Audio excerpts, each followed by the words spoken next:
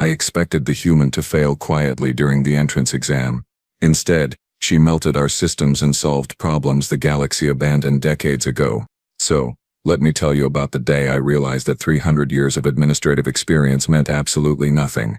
My name is Corthan Vel, and I have been the Dean of Admissions at the Zenith Galactic Academy for longer than most species have had interstellar travel. I have seen it all, or so I thought, until a human walked through my door and made me question every single decision I had ever made in my long distinguished career. The Zenith Galactic Academy, if you are not aware, and you really should be, is the most prestigious educational institution in 7 galaxies. We do not just accept anyone. Our rejection rate hovers around 99.7%. We have produced 214 galactic counselors, 47 scientific revolutionaries, and 1 individual who accidentally created a new form of matter while trying to make coffee. That last one was not supposed to happen, but it still counts as an achievement. Our campus floats in a manufactured pocket dimension. Because of course it does. Only the best for the best, right? The buildings are made from crystallized starlight. The libraries contain original texts from civilizations that went extinct before most current species evolved. And our cafeteria, and I am not making this up, offers food from 6,000 different worlds. The waiting list to even apply is typically 7 years long. So when the Galactic Council in their infinite wisdom decided to implement a cultural diversity initiative that included accepting transfer applications from newly contacted species, let us just say the faculty meeting that followed lasted 4 days, and required mediation from a professional conflict resolution team. Humans. They wanted us to consider humans. Do you know what we knew about humans at that point? They had barely left their own solar system. They still used combustion engines for recreational purposes. Their idea of advanced mathematics included something called calculus that our students learn in primary school. They had wars, actual physical wars, over resources they could have simply synthesized. They were, by every measurable standard, adorable little primitives playing with rocks and sticks. But the council insisted, and when the council insists, you smile, you nod, and you prepare to process paperwork for someone who will inevitably fail out within the first semester. The application arrived on a Tuesday. I remember because Tuesdays are usually quiet, and I enjoy my quiet. The file was remarkably thin compared to our typical candidates. Elena Voss, 23 Earth years old, which translated to approximately juvenile status by our standards. Education from Massachusetts Institute of Technology, which sounded like something you would name a facility for teaching children basic shapes. Her test scores were, well, they existed. That is the kindest thing I could say. Her personal essay was exactly 1 sentence long. I like solving problems that other people think are impossible. I actually laughed. Out loud. In my office. Alone. My assistant, a very efficient Quarksian named Brel, poked his head through the door. Sir, is everything all right? Oh, everything is fine, I said, wiping a tear from my eye. Well, one of my eyes anyway. I am just reading the application from our human transfer candidate. This should be entertaining if nothing else. Brel's scales shifted to a concerned purple color. The faculty are already upset about this, Dean Vel. Perhaps we should. I do not know. Prepare them. Prepare them for what? A student who will wash out in 3 weeks? Let them have their fun. They need something to complain about anyway. Keeps them sharp. That was mistake number 1. Assuming I knew what was coming. Elena Voss arrived on campus exactly 1 week later, carrying a single bag and wearing what I can only describe as aggressively casual clothing, fabric pants, a shirt with some kind of faded text on it, and footwear that looked designed for running away from predators, while every other species showed up in formal academic attire or traditional cultural garments. This human looked like she had just rolled out of bed and wandered into one of the galaxy's most elite institutions by accident. The other candidates stared. Oh, how they stared! There was Zelith, a Corthonian prince whose species had mastered quantum physics before developing written language. He looked at Elena like she was a mildly interesting bacteria sample. There was Zara Ko, a Velnari whose brain operated in 7 dimensions simultaneously. She actually tilted her head, confused, as if trying to process why this creature was even present. There was Tom Ricks, a crystalline being whose body literally hummed with mathematical precision. He made a sound that I can only describe as a laugh, mixed with a scoff. And then there was Elena, completely unbothered, looking around at the crystallized starlight architecture with mild appreciation, the way you might notice a pretty flower on your way to somewhere more important. Welcome, candidates. I announced from the podium in the Grand Hall, my voice amplified by harmonic resonators. You stand in the Zenith Galactic Academy, the pinnacle of education, the summit of academic achievement, the place where the brightest minds in existence come to be forged into something even brighter. Most of you will fail. This is not an insult. This is statistics. Nervous shifting from most of the candidates. Elena yawned. Actually yawned. The entrance examination will begin in 1 hour. You will be tested on theoretical physics, applied mathematics, spatial reasoning, temporal mechanics, combat efficiency, strategic thinking, and creative problem solving. The examination has a pass rate of 8%. Good luck. As the candidates filed out, I heard whispers. So many whispers. Did you see the human? I heard they still think in 3 dimensions only. My hatchling has more advanced cognitive development. This is going to be embarrassing to watch. I should have paid attention to Elena's face during those whispers. She was smiling, not a nervous smile, not an embarrassed smile, but the smile of someone who had heard that kind of talk before and knew exactly how it was going to end. That was mistake number 2, thinking I understood what that smile meant. The examination hall could accommodate 500 candidates comfortably. We had 47. Each station was equipped with holographic interfaces, quantum processors, and adaptive difficulty algorithms designed by the finest educational technologists in the galaxy. The examination would adjust to each candidate's ability level, providing challenges that pushed them to their absolute limit without being impossible. In 300 years, only 2 candidates had ever maxed out the difficulty settings. Elena sat down at Station 33, cracked her knuckles, which made several nearby candidates flinch at the bizarre popping sound human joints apparently make, and said, "All right. Let's see what you've got."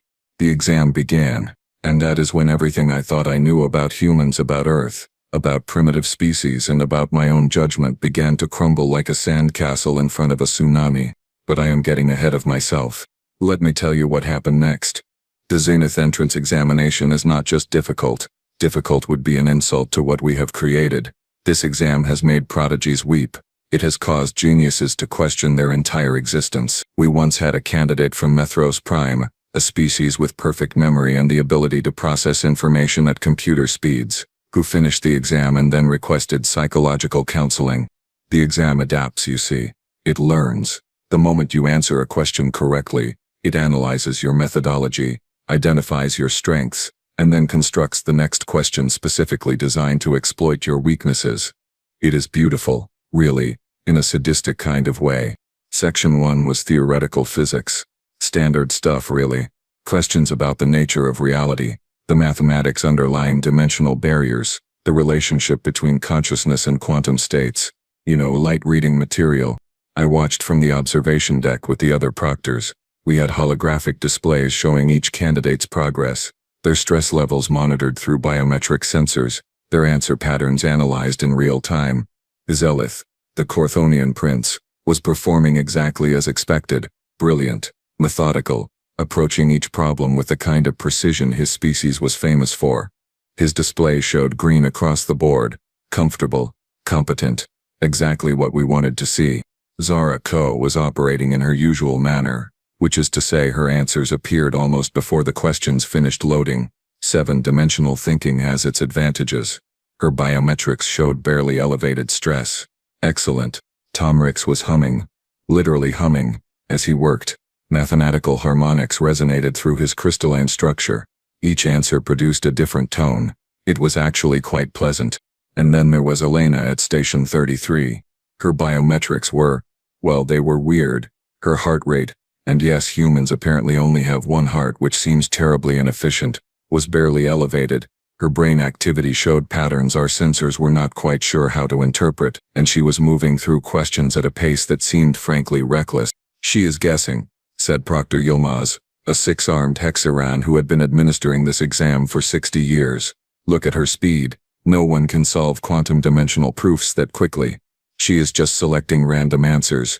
I pulled up Elena's answer history. Question 1, correct. Question 2, correct. Question 3, correct. Question 4. Wait, that could not be right. Yilmaz, look at question 4. He leaned in, his primary eyes narrowing. That is, no, wait, is that, did she just solve the Viridian paradox? Apparently so. but we only included that as a theoretical discussion question. There is no solution. It has been unsolved for 400 years. On the screen, Elena had moved on to question 5. Her solution to the Viridian paradox sat there, elegant and simple, mocking 4 centuries of failed attempts by the galaxy's greatest minds. Maybe it is wrong, Yilmaz suggested hopefully. I ran it through verification. The algorithm churned for a moment, then confirmed. Not only was it correct, it was provable, and it opened up 3 new fields of study we had not even considered. Well, I said slowly. That is. Section 2 began 15 minutes later. Spatial reasoning. This is where most candidates started to struggle. The questions required visualizing objects in up to 11 dimensions simultaneously, rotating them through non-Euclidean space, and predicting their interactions with theoretical constructs that did not exist in normal reality. It sounds complicated because it is complicated. Zelith's display started showing yellow indicators, stress levels rising. He was slowing down, taking more time per question. Still passing, still excellent, but clearly being challenged. Zarako continued her 7-dimensional steamrolling of the exam, though even she had paused on question 18, a particularly nasty problem involving recursive spatial folding. Tom Ricks's humming had become slightly discordant. A bad sign. Elena finished question 18 before Zara did. Okay, that is just not possible, declared Proctor Shen, a Nalvari observer whose species literally evolved to detect impossibilities in spacetime. Humans think in 3 dimensions, maybe 4 if you count time linearly, which, let us be honest, is barely counting. She cannot be visualizing 11-dimensional objects. And yet, I gestured at the screen where Elena's answer sat. Perfectly correct. She appears to be doing exactly that. Elena stretched in her chair, rolling her shoulders in a way that made her joints pop again. Several nearby candidates lost their concentration and had to restart their current problems. She did not seem to notice or care. She just cracked her neck, which made an even more disturbing sound, and moved on to the next question. The exam's adaptive difficulty algorithm was now doing something I had never seen before. It was escalating rapidly, jumping difficulty levels faster than standard progression allowed. It was, if I did not know better, getting desperate. Question 25 appeared on Elena's screen. I recognized it immediately. It was the same question that had stumped me on my entrance exam 300 years ago. It took me 4 hours to solve. It was widely considered one of the hardest spatial reasoning problems ever constructed. Elena read it, tilted her head slightly, and I swear I could see the moment she understood it.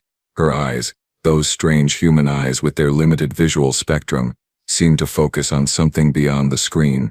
45 seconds later, she entered her answer. Correct. Is anyone else seeing this? I asked the observation deck at large. Silence. Complete, total silence. Every proctor was staring at their displays like they had just witnessed a fundamental law of physics being casually violated. Yilmaz cleared his throat. Dean Vel, the exam algorithm is requesting supervisor override. Override? For what? It wants permission to exceed standard difficulty parameters. It is saying, and I am reading this directly from the system log, that the candidate has, quote, broken the normal assessment curve and requires non-standard evaluation protocols. I looked at the exam timer. We were 32 minutes into a 4-hour examination. Elena had finished sections 1 and 2, with perfect scores, and she looked bored. Grant the override, I said quietly. Sir, if we exceed standard parameters, we cannot guarantee the exam will remain, well, safe. Safe?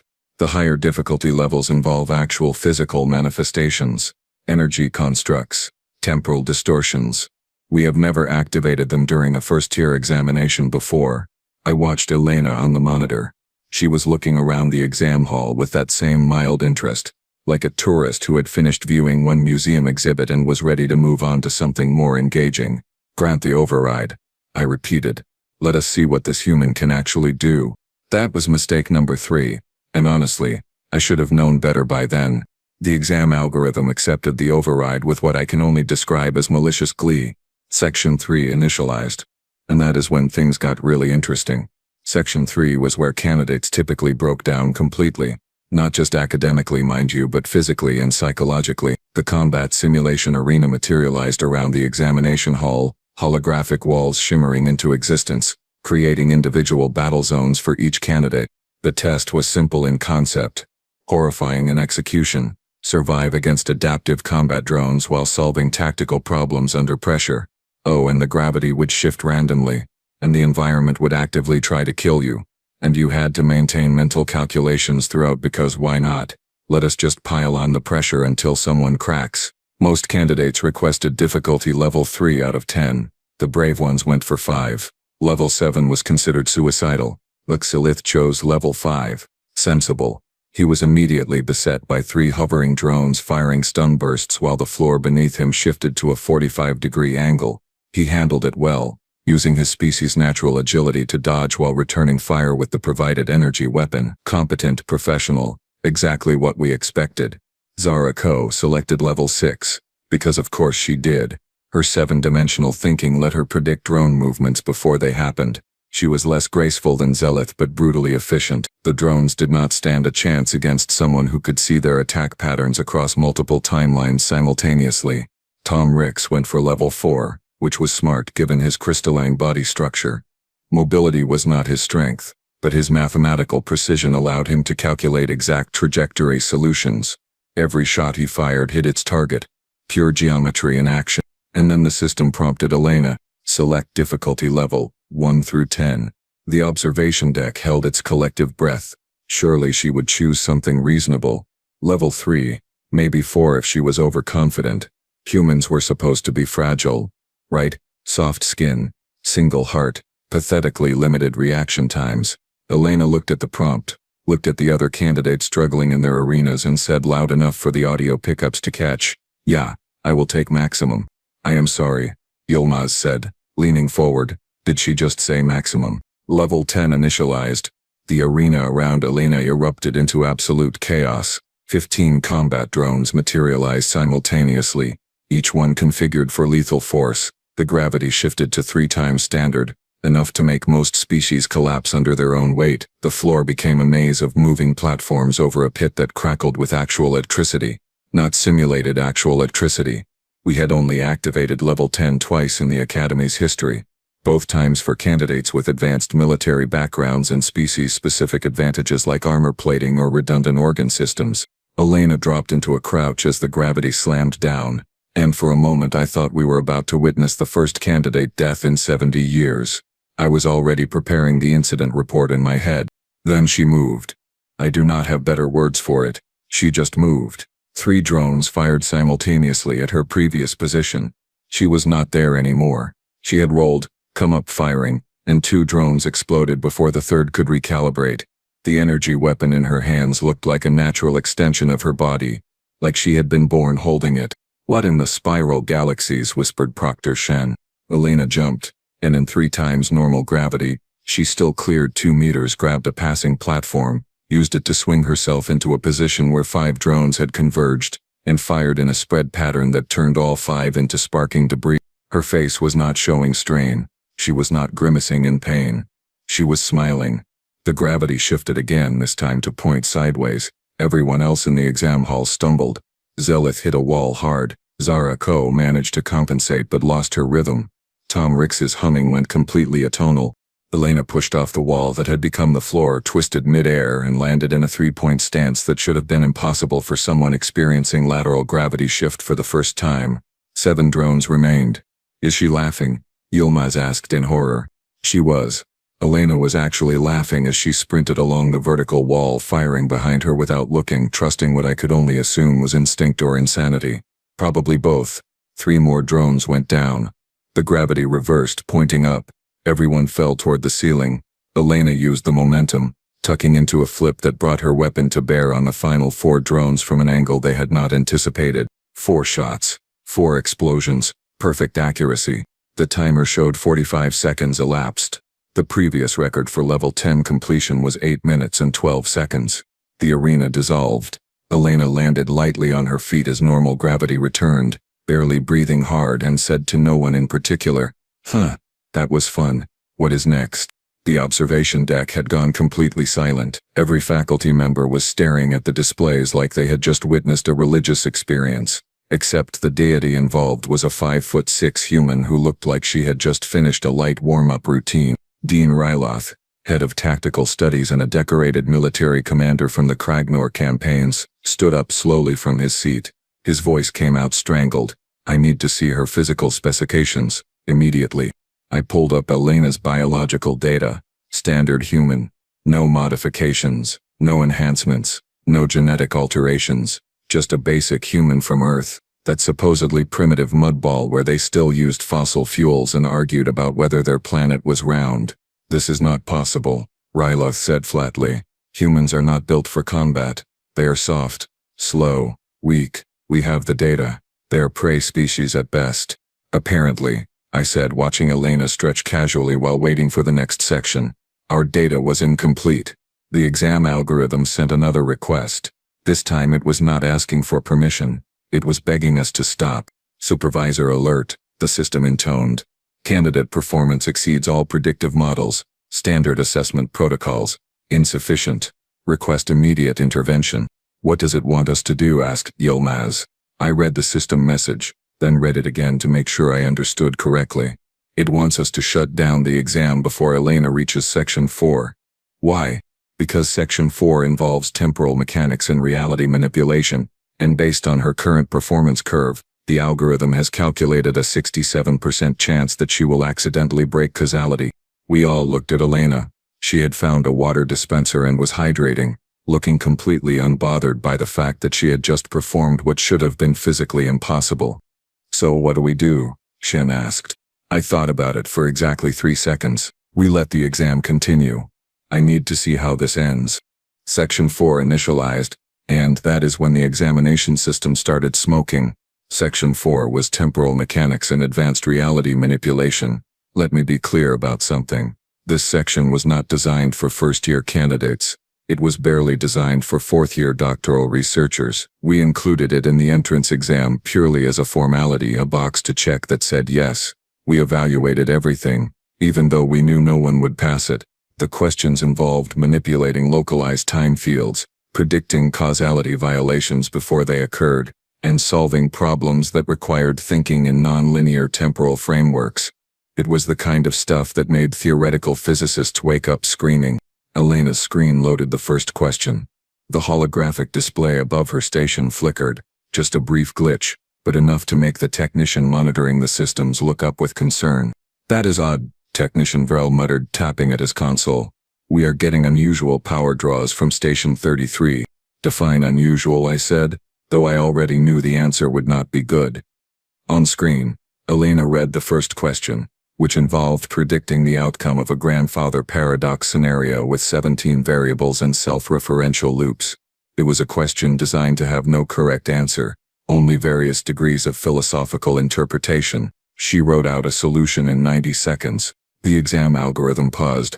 Actually paused, like it needed a moment to process what it was seeing. Correct, not theoretically sound, not philosophically interesting, but mathematically, provably correct. She had solved a paradox. She had found a genuine resolution to a problem that by definition should not have one. Okay, I said slowly. Okay, that is. The second question appeared. This one involved actual temporal manipulation. A small time bubble materialized in front of Elena, showing 3 possible futures simultaneously. She needed to identify which one was the true timeline and explain why the others were false branches. Most candidates stared at these bubbles for hours, getting lost in the recursive possibilities. Elena glanced at all 3, pointed at the middle one without hesitation, and provided a proof that collapsed the other timelines instantly. The time bubble destabilized and vanished. Error, announced the examination system. Causality assessment incomplete. Recalibrating. Did the exam just say error? Yilmaz asked. It did. The exam does not say error. The exam does not make errors. We make errors. The exam is perfect. Apparently not anymore. Question 3 loaded. Then question 4. Then 5, 6, 7. Elena was not just answering them. She was demolishing them. Each solution came faster than the last, and with each answer the exam system seemed to struggle more. Smoke began rising from the primary processing core. Actual smoke. Vrel, I said very calmly, why is there smoke coming from a quantum computer that operates at near absolute zero temperatures? I have absolutely no idea, sir. That should not be physically possible. The cooling systems are no, No, no, no. What? The system is overheating because it is trying to generate questions faster than she can answer them. It is stuck in a processing loop. Every time she solves something, the algorithm tries to create something harder, but she keeps solving those too, so it tries again, and the cycle is accelerating. The smoke was getting thicker. Shut it down, barked Proctor Shen. I cannot. The exam is locked in active mode until the candidate either fails or completes all sections. Safety protocol. Well, override the safety protocol. I am trying. The system is not accepting override commands. It is too busy trying to create a question that will actually challenge her. I looked at Elena. She had moved on to question 15, something involving reversing entropy in a closed system while maintaining temporal coherence. She solved it while drinking water, one-handed, like she was filling out a grocery list. Emergency faculty meeting, I announced. Now. 3 minutes later, the observation deck was packed with every senior faculty member we could find. Dean Ryloth was there, looking pale. Professor Quinn, from Theoretical Sciences, was holding his head in his hands. Department Head Silix, from Advanced Mathematics, was making a sound I can only describe as a whimper. We need to stop this, Quinn said immediately. She is breaking the exam. Actually breaking it. Do you understand what that means? It means she is smarter than we anticipated, I replied. No. It means she is operating at a level our systems cannot measure. Our entire assessment framework is built on the assumption that there is an upper limit to cognitive ability. She is proving that assumption wrong and our equipment cannot handle it. Look at this. Silix threw a holographic chart into the air. These are her scores across all sections. They are not just high, they are breaking the scale. The algorithm cannot compute a percentile ranking, because she has exceeded the mathematical model we use to define percentile rankings. She is not in the 99th percentile. She is in a percentile that does not exist. So, we give her a perfect score, and move on, suggested Ryloth. We cannot. Perfect score is defined as 100%. She is at, according to the last calculation before the system gave up, somewhere around 340%. How do you score that? What does that even mean? The smoke in the examination hall was now visible enough that the fire suppression systems were considering activating. We could fail her on a technicality, Shen offered weakly. Academic dishonesty. She must be cheating somehow. How? I asked. She is in an isolated examination field. No external communication. No access to outside resources. Everything she is doing is coming from inside her own head, unless you are suggesting she has somehow hidden a quantum supercomputer in her brain, which, let me check her medical scans again. No, she has not. Then what do we do? Quinn demanded. Let her continue until she accidentally creates a singularity in our examination hall. Before I could answer, alarms started blaring. Critical system failure, announced the examination AI, its usually calm voice now sounding distinctly panicked. Section 4 cannot proceed. Generating Section 5 protocols. Warning. Section 5 involves reality restructuring. Candidate performance suggests high probability of unintended dimensional breach. Recommend immediate cessation. Finally, something reasonable, Shen said. Shut it down. Wait. I held up a hand. What is she doing?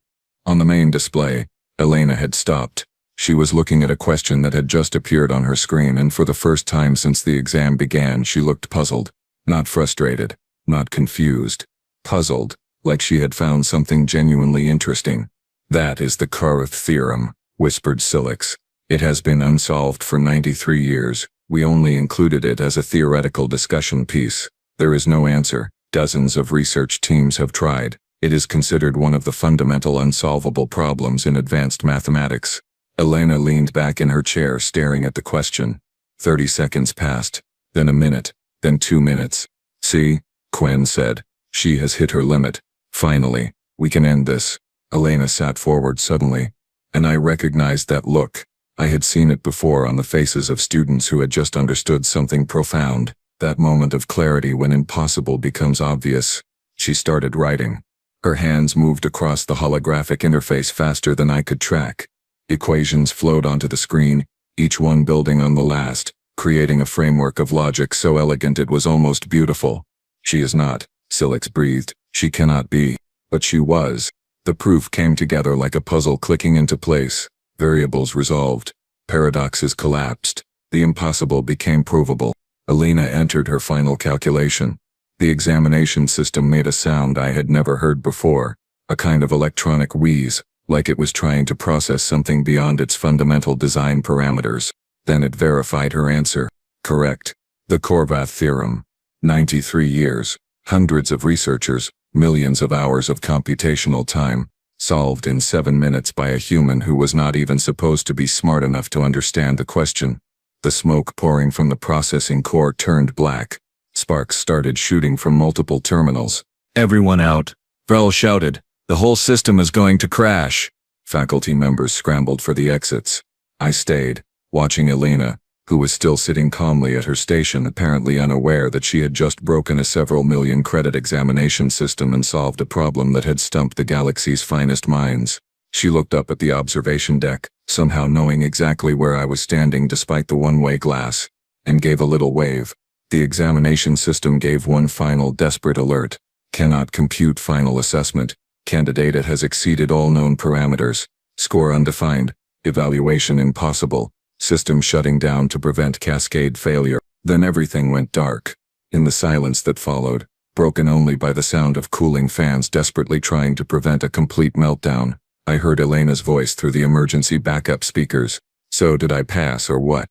The emergency lighting kicked in, bathing the examination hall in a dim red glow that made everything look vaguely apocalyptic, which, considering what had just happened to our supposedly indestructible examination system, felt appropriate. Maintenance crews rushed in, carrying fire suppression equipment and looking deeply concerned about the smoke still rising from what used to be the most advanced educational assessment technology in 7 galaxies. Vrel was frantically trying to salvage data from the backup systems, his forearms moving in a blur across multiple terminals simultaneously. "Tell me you saved something," I said, approaching his station. "Anything. I need some kind of official record that this actually happened, or no one will ever believe me." "I got partial logs from sections 1 through 3, Vrel replied, not looking up from his work. "Section 4 is mostly corrupted, but I have her solution to the Horvath theorem. That saved automatically because the system flagged it as historically significant before it died. Section 5 never loaded, thank the stars, because based on the projected difficulty curve it would have probably torn a hole in space-time." Her final score. Undefined. Literally undefined. The system tried to calculate it 17 times before giving up. The last attempt returned a result of error. "Value exceeds display parameters. Please contact your administrator," assuming reality still exists. I am not sure if that last part was the system being sarcastic or having a legitimate crisis of existence. With quantum computers it can be hard to tell. The other candidates had been evacuated to a safe distance and were watching the chaos with various expressions of shock. Seleth looked like someone had just told him his entire royal lineage was a clerical error. Zarako was recalibrating her 7-dimensional perception because clearly something had gone wrong with her understanding of the universe. Tom Ricks had stopped humming entirely, which for his species was equivalent to catatonic shock. And Elena was sitting on a bench, eating something from her bag that looked disturbingly like pressed vegetation between bread slices, completely unbothered by the fact that she had just caused an academic catastrophe. I walked over to her. I did not know what I was going to say. Apologize. Congratulate. Ask her what she was, and whether Earth had secretly been running some kind of super soldier program. "Dean Bell," she said before I could speak, swallowing her food. "I am guessing the exam does not normally end with smoke and alarms?" No, it does not. Did I break something important?" "You broke everything. The exam, our assessment models, our understanding of cognitive limits, and quite possibly my faith in 300 years of administrative experience." She looked genuinely apologetic. "Sorry about that. I was just answering the questions. They were interesting. Especially that last one. The Horvath thing. That was actually tricky." "Tricky," I repeated. "You solved a 93-year-old mathematical proof in 7 minutes and you call it tricky?" "Well, yeah. I had to rethink some assumptions about dimensional folding, but once I realized the error was in the foundational premise, the rest clicked into place." "Is that not how it is supposed to work?" Behind me, I heard Professor Quen make a strangled noise. The emergency faculty meeting reconvened in what was left of the observation deck. Everyone looked shell-shocked. Dean Raylath was staring at his hands like he was questioning whether they were real. Silix was recalculating everything she thought she knew about mathematics. Shen had given up entirely and was just drinking something strong from a flask he kept for special occasions. "So," I began, "because someone had to. We need to discuss what just happened. What happened, Quen said slowly, is that we discovered humans are not what we thought they were. At all. Not even close. I pulled Earth's assessment files, Riloth added, throwing data into the holographic display. Initial contact surveys classified them as Category 3 intelligence, basic tool use, primitive social structures, limited scientific understanding. Someone made a terrible mistake. Or, I said, the pieces finally clicking together in my own head. Someone did not understand what they were looking at. Think about it. Earth is classified as a death world. Extreme gravity compared to most habitable planets. Volatile weather. Geological instability. Biodiversity that includes thousands of species actively trying to kill you at any given moment. What do you get when you evolve intelligence in that environment? Silence as everyone processed that. You get humans, Selleck said quietly. You get a species that treats our maximum difficulty combat simulation as fun. You get problem solvers who are used to surviving impossible situations because their entire planet is an impossible situation. You get, oh stars, we have been measuring them against our standards. Standards developed on calm, stable, peaceful worlds. Earth is not a cradle of civilization, I continued. It is a training ground. Every single day of their existence is harder than our worst-case scenarios. We think 3 times gravity is a challenge. That is just a Tuesday morning for them. We think temporal paradoxes are brain-breaking. They have been dealing with paradox and chaos since before they had written language. Ryloth laughed, short and bitter. We have been calling them primitive. They have been doing advanced calculus just to calculate how to throw objects accurately in their insane gravity well. They have been running quantum probability assessments every time they try not to get eaten by their planet's wildlife. We did not realize we were looking at a species that had to be brilliant just to survive childhood. So what do? Shen asked. We cannot score her. We cannot evaluate her. Our entire system is built on frameworks that she has proven inadequate. We accept her, I said simply. Full scholarship, automatic admission, and we completely rebuild our assessment standards because if Elena Voss is what humans consider average, we are catastrophically unprepared for what comes next. 2 hours later, after the smoke had cleared, and the maintenance crews had declared the examination hall a total loss, I called the candidates back for the official results. Most of them had passed. Zelith, Zarako, Tom Ricks, and 37 others had met our standards and earned admission. I congratulated each of them with genuine warmth. They had done well. Then I called Elena forward. Miss Voss. I began and the entire hall went quiet. In 300 years of administering entrance examinations, I have never encountered a situation quite like this. Your performance today has forced us to reconsider fundamental assumptions about intelligence, capability, and the very nature of how we assess potential. She looked nervous for the first time all day. Your final score is incomputable. The system could not measure it. This means, technically, that you did not complete the examination according to standard protocols. I paused, letting that hang in the air. It also means you are the most naturally gifted candidate we have ever encountered, and it would be an act of criminal stupidity to reject you.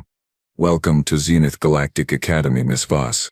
Full scholarship, priority placement in advanced research tracks, and a formal apology from me personally for ever doubting that you belonged here. The applause was hesitant at first, then genuine. Even Zelith was clapping, though he still looked somewhat traumatized. Elena smiled. That same casual smile she had worn all day. Thanks. I am looking forward to it. Oh, and Dean Val. Yes? About that Korvath theorem solution. I was thinking about it more while waiting, and I am pretty sure it opens up applications in faster-than-light travel that nobody has explored yet. Would it be okay if I wrote a paper on that?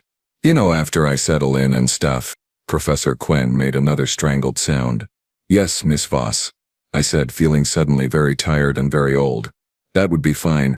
As the candidates filed out, chattering excitedly about their new academic careers, I stood alone in the ruined examination hall and thought about the future. Humans were coming. Not just Elena, but more of them. Brilliant, chaotic, impossible humans from their impossible death world, bringing their impossible solutions to problems we had stopped believing could be solved. We were going to need bigger examination halls, and probably more fire suppression systems. But mostly, we were going to need to completely rethink everything we thought we knew about what was possible. Because Elena Voss, that allegedly primitive human from that allegedly backward planet, had walked into our academy, broken our most advanced systems and solved problems that had stumped us for decades, all before lunch. And she had done it while making it look easy. I filed my incident report that evening. It was 17 pages long and included the phrase "recommend complete overhaul of assessment protocols and possibly our understanding of reality itself" 3 times. The Galactic Council read it and sent back a single question. Is this report accurate, or have you been exposed to hallucinogenic substances? I sent them Elena's solution to the Korvath theorem. They did not ask again. Welcome to the new era of galactic education, where humans redefine possible and the rest of us try desperately to keep up. It is going to be one hell of a ride.